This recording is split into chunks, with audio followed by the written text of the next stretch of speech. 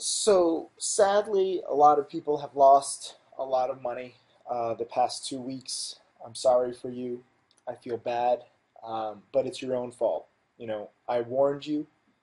This was a tweet on March 29th. I said when junk stocks like MINE, ERBB, PHOT, CBIS crash exactly like the live trades caught on camera here, you'll learn.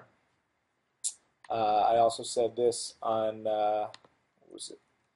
March 29th in the morning, and I said to those invested in MINE, go watch this. Your stock will end up exactly like these 77 tickers. And this is a video I did with a penny stock promoter confessing. Here is MINE since those tweets were right around here when it was trading in the mid threes. I hadn't even done, a huge amount of research. I just saw the run up and, you know, inevitably, and I saw the tweets, so I knew why it was up.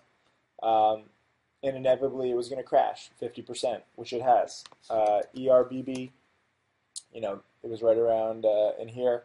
It was at like 9 cents. It dropped down to the fives, so it's like a 25% crash. PHOT, I wish I had shorted this. The chart was broken in here, no different than CNTO, which got halted by the SEC, and I made 70,000 on.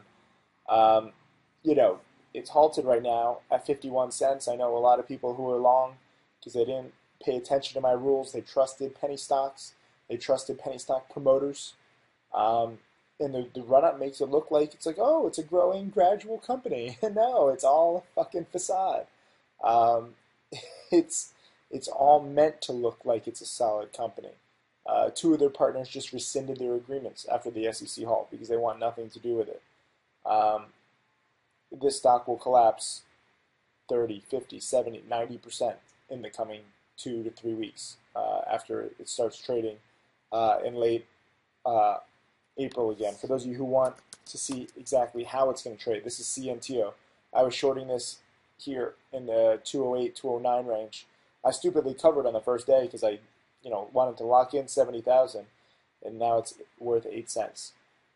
How do I know this? It's because I've been around. I had a good conversation with the Wolf of Weed Street last night, and he's just a young guy. He's made a lot of money, basically being long like SPLI ever since here, and everyone's just shocked that he was so right that it could run up exponentially.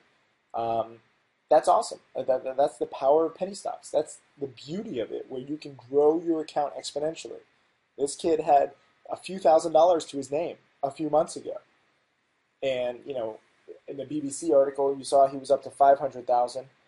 We didn't talk specifics. We're actually going to do lunch because he's down in Miami next week. But, I was like, how much did you lose? Because he was adding to this. He was tweeting, he was adding, like, I think at like 27 and like 23, and then he bought more, I want to say at like 16. There were endless tweets. And his followers, adopted the rule, never take losses. And they said, oh, that's Warren Buffett's rule. That's rule number one, never take losses. And what's rule number two? Never forget rule number one. Well, that's cute.